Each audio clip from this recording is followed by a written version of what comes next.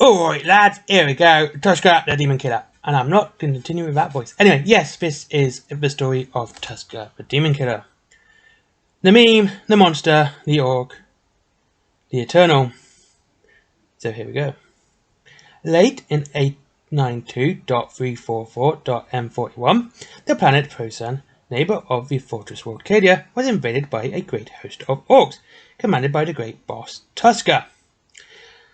As the Orc fleet entered the Cadian system, the Imperial Navy moved to intercept it. They slowed the green-skinned juggernaut, but ultimately could not stop it. The Orc fleet ploughed through the Cadian blockade, losing a full third of its number. In the process, when the Orc Armada descended upon the world of Prosan, the Imperial High Command feared the Cadian Gate was going to witness a full-scale war. Prosan was a hostile environment, training ground. A world with no strategic value and a great many dangers. Its already volatile climate had been enhanced, specifically so that Cadians could train in the most inhospitable battlefield conditions. Acid rain fell in great squalls, lava burst in sudden gouts from sharp volcanic rocks, and tornadoes raged across violent skies. What the Orcs wanted with the battered and worthless planet of Prosan was a mystery.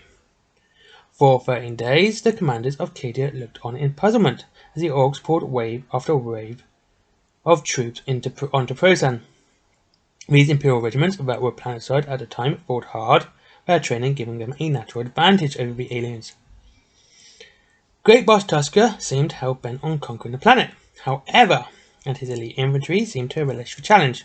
If anything, the hostile conditions only seemed to make the Greenskills fight all the harder. Within a month, the Imperial armies were forced to evacuate, leaving Prosan in the hands of the Orcs. The Imperial Navy re-established their cordon and prepared to fight to the last. They were not called upon to do so.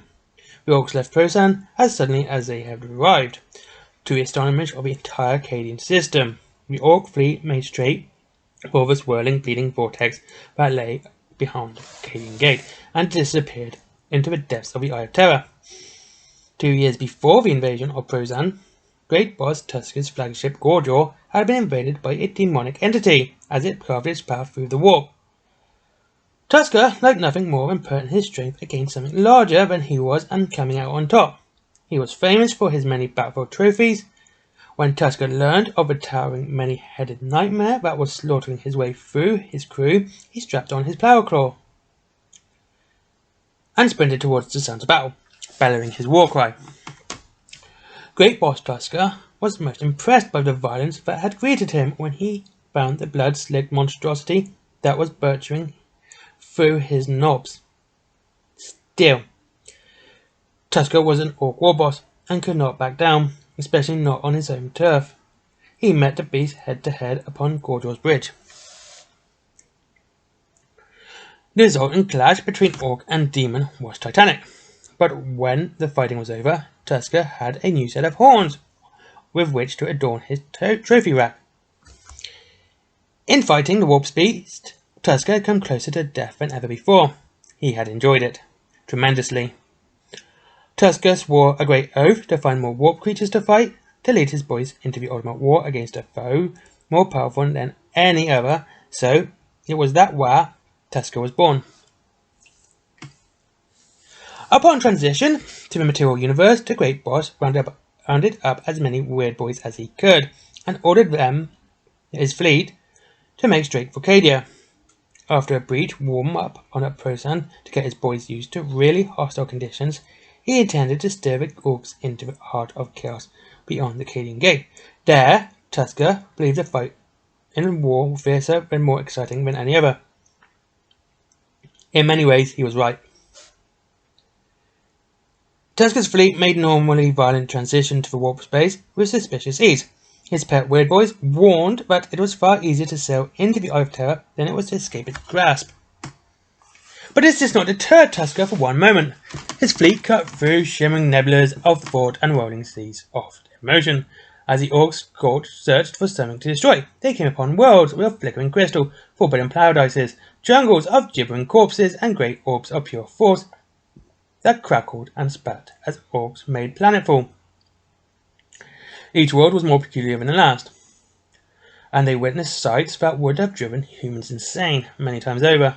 Yet Tuska cared little. His orcs destroyed everything in their path. On a world carpeted with sore-pocked gargoyles that grasped and writhed underfoot, dripping tongues rose up to stab orc invaders with their barbed tips. Tuska and his lads took with their choppers to anything that so much twitched. On a world sculpted from living silk, long-lived temptresses sought to beguile the orc warriors marching upon their fluted palaces. The demons were met with unrelenting wall of bullets and blades. On a world cut like a gem from solid thought, the orcs smashed their way through scintillating labyrinths with iron-shod boots and horned helmets. Impossible architecture was thrown down, half-real relics were crunched underfoot, and chanting worshippers were massacred.